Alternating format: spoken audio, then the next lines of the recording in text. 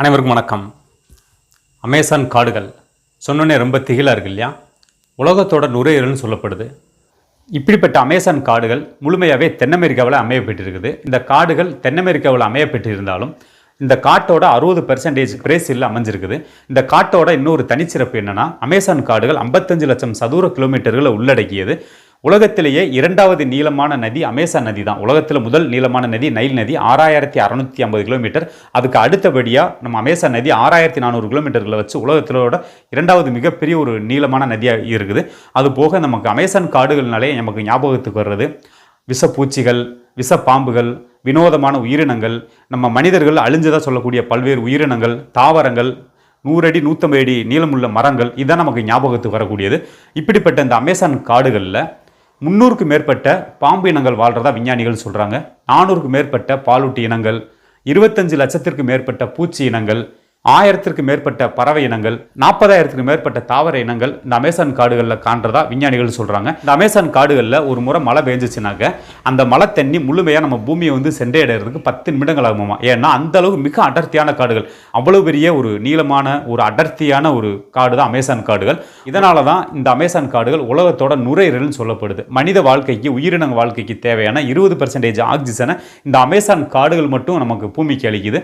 இது போக இந்த அமேசான் காடுகளில் ஏகப்பட்ட ஒரு வினோதமான உயிரினங்கள், மனிதர்களால் அழிஞ்சதுன்னு சொல்லக்கூடிய உயிரினங்கள், மனிதர்களால் அழிஞ்சதுன்னு சொல்லக்கூடிய தாவர இனங்கள் இந்த அமேசான் காடுகளில் கொட்டி கிடக்கிறதா இன்றளவும் விஞ்ஞானிகள் சொல்கிறாங்க.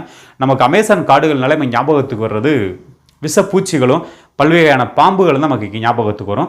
இந்த அமேசான் காட்டில் மட்டும் 300க்கு மேற்பட்ட பாம்பு இனங்கள் வாழ்கிறதா விஞ்ஞானிகள் சொல்கிறாங்க. அதுலேயும் நம்ம உலகத்தில் ரொம்ப அழிஞ்சதாக சொல்லக்கூடிய பச்சை அனகொண்டாக்கள் இந்திரன் காட்டில் வாழ்கிறதா விஞ்ஞானிகள் சொல்கிறாங்க. இந்த பச்சை அனகொண்டாக்கள் 30 அடிக்கு மேலே வளரக்கூடியது. இது போக 1907 அந்த அமேசான் காடை ஆராயறக்காண்டி போன ஒரு ஆராய்ச்சியாளர்கள் 70 அடி நீளமுள்ள ஒரு அனகொண்டாவை பார்த்ததா விஞ்ஞானிகள் சொல்கிறாங்க. இந்த அளவுக்கு வினோதங்கள் நிறைந்த ஒரு காடு தான் அமேசான் காடுகள். இது போக மிகவும் விஷமுள்ள ஒரு ரியானா ஃபிஷ் அப்படிங்கிற ஒரு ஃபிஷ்ஷுமே, இந்த ஃபிஷ்ஷெல்லாம் பார்த்தோம்னா மனிதர்களவே சாப்பிடக்கூடியது, நரபலி ரொம்ப ஏற்கக்கூடியது. முன்னாடி ஏதாவது ஒரு 50 கிலோ 100 கிலோ வெயிட்டில் போனால் கூட அந்த உயிரினங்களை, அந்த ரியானா ஃபிஷ்ஷுங்கிறது அப்படியே உள்ளே உட்கொண்டு அப்படியே சாப்பிடக்கூடியது. அப்படிப்பட்ட ஒரு மிக கொடுமையான ஒரு மின் இனங்கள்லாம் அந்த அமேசான் காட்டில் வாழ்கிறதா விஞ்ஞானிகள் சொல்கிறாங்க. அதுபோக அரிய வகை டால்ஃபின்கள் இந்த காட்டில் வாழ்கிறதா விஞ்ஞானிகள் சொல்கிறாங்க. காடுகளில் 1999 2009 வரைக்கும் அந்த இடைப்பட்ட 10 வருட காலகட்டங்களில் ஒவ்வொரு 3 நாளைக்கு ஒவ்வொரு முறையும் புதுசாக தாவர இனங்கள், ஒவ்வொரு 3 நாளைக்கு ஒரு முறை புதுசாக விலங்கினங்கள், பறவை இனங்கள், இந்த மாதிரி புதுசாக ஒவ்வொரு 3 நாளைக்கு ஒவ்வொன்றா கண்டுபிடிச்சிக்கிட்டே இருந்திருக்காங்க. அப்போ பார்த்துக்கோங்க இந்த காடுகளில் எந்த அளவுக்கு வினோதங்கள், எந்த அளவுக்கு மர்மங்கள் நிறைந்ததுன்னு சொல்லி இதுலேருந்தே நம்ம புரிஞ்சுக்கலாம்.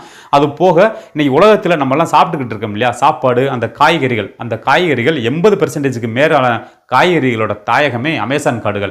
அந்த அமேசான் காடுகள்லேருந்து மனிதர்கள் கண்டறிஞ்சு அங்கேருந்து எடுத்து வரப்பட்ட காய்கறிகள், அதோட விதைகள் தான் இன்னைக்கு உலகம் முழுமையாகவே ஒரு 80% காய்கறிகளோட தாயகமாக அந்த அமேசான் காடுகள் இருக்குது. ஒரு சின்ன எடுத்துக்கிட்டோம்னா காப்பி கொட்டையோட உண்மையான தாயகம் அமேசான் காடுகள். அந்த அமேசான் காட்டுக்கு ஆராய்ச்சியாளர்கள் போகும்போது அந்த ஏதோ ஒரு வித்தியாசமாக தெரிஞ்சிருக்கு. அந்த காப்பி கொட்டையை எடுத்துகிட்டு வெளியில் தூவி அதை காப்பி கொட்டையாக பயன்படுத்தி தான் இன்னைக்கு உலகம் முழுமையாகவே நம்ம காப்பி சாப்பிட்டுக்கிட்டு இருக்கோம். இப்படி உலகம் முழுமையாகவே ஏகப்பட்ட காய்கறிகளோட தாயகமாகவே அமேசான் காடுகள் தான் இருக்குது. இது போக அப்புறம் அந்த ஃபோர்டு நிறுவனம் சொல்லக்கூடியது, ஃபோர்டுனாலே நமக்கு ஞாபகத்துக்கு வர்றது கார் ஃபேக்ட்ரி தான் நமக்கு ஞாபகத்துக்கு வரும். அப்படிப்பட்ட ஒரு கார் ஃபேக்ட்ரியோட ஓனர் ஒரு முறை அமேசான் காடுக்கு போயிருக்காரு. அந்த அமேசான் காட்டோட அந்த கிளைமேட் எல்லாம் பிடிச்சி போய் அங்கே இருக்கக்கூடிய ரப்பர் மரங்கள் ஏகப்பட்டது இருக்கிறதுனால நம்ம கார் தயாரிக்கிறதுக்கு ரப்பர் ரொம்ப பெரிய அளவில் பயன்படும். அதனால் நம்மளோட பிரான்ச் அங்கே ஒன்று அமைக்கலாம் அப்படின்னு சொல்லி ஃபோர்டோட உரிமையாளர் அந்த அமேசான் காட்டில் ஒரு பிரான்ச் அமைச்சிருக்கிறாரு. அங்கே வனவிலங்குகளால் எதுவும் பாதிப்பு ஏற்படாமல் இருக்க, வனவிலங்குகள் ஏதாவது வந்ததுன்னா உடனே சுட்டுத்தள்ளுறதுக்கு கூட அதிகாரம் கொடுத்துருக்காரு. ஆனால் இயற்கையை தற்காலிகமாக வேணால் மனிதன் வென்றலாம், ஆனால் என்றைக்கும் இயற்கை தான் நிரந்தரமாக வெல்லக்கூடியது.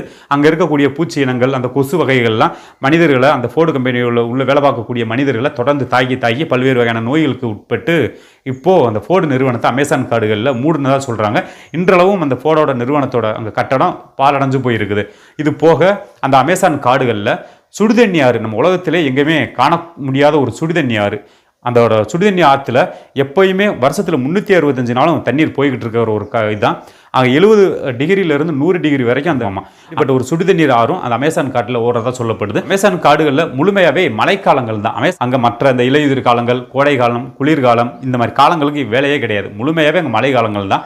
அது போக இங்கே ஏகப்பட்ட அந்த மனிதர்களால் கொல்லப்பட்ட, மனிதர்களால் வேட்டையாடப்பட்ட, மனிதர்களால் அந்த முழுமையாகவே முழுவதுமாக அழிஞ்சு போன ஒரு உயிரினங்கள் கூட அங்கே ஏகப்பட்டது வாழ்கிறதா சொல்கிறாங்க. அப்புறம் இன்னொரு வினோதம் என்னன்னா, இந்த அமேசான் காடுகளில் வாக்கிங் ட்ரீஸ் இருக்கிறதா ஆராய்ச்சியாளர்கள் சொல்கிறாங்க. வாக்கிங் ட்ரீஸ்னா ஒரு இடத்துல இன்னொரு இடத்துக்கு நகர்ந்து போகிறதில்ல. அதாவது அங்கே மழைக்காலங்கள் அந்த எப்பயும் அந்த அமேசான் காடுகளில் நம்ம முன்ன சொன்னது மாதிரி எப்பயுமே மழைக்காலங்கள் தான். அங்கே சூரிய ஒளி எப்பயாவது ஒரு முறை தான் வரும். அப்படி சூரிய ஒளி எப்பயாவது ஒரு முறை வரும்போது அந்த சூரிய ஒளியை அந்த மரங்கள் ஏற்றுக்கிறதுக்கு, அந்த பச்சையை தயாரிக்கிறதுக்காக ஒரு இடத்துலேருந்து இன்னொரு இடத்துக்கு புதுசாக ஒரு கிளை விடுமாமா. அந்த புதுசாக ஒரு கிளை விடும்போது அந்த இருந்த ஒரு தண்டு, இருந்த ஒரு வேறு அப்படி அழுகி அப்படி முழுமையாகவே அந்த இடத்துக்கு அந்த மரம், அந்த தண்டு எந்த இடத்துல இருக்கோ அந்த இடத்துலேருந்து அப்படியே உருவ ஆரம்பிச்சிருவோமா. அதுக்கு அடுத்த வருஷங்கள் இன்னொரு இடத்துல சூரிய ஒளி வரும்போது அந்த இடத்துக்கு அந்த மரம் முழுமையாகவே நகர்ந்துருமாமா. அந்த இன்னொரு புதிய தண்டு அப்போ பழசு அழியிருமாமா.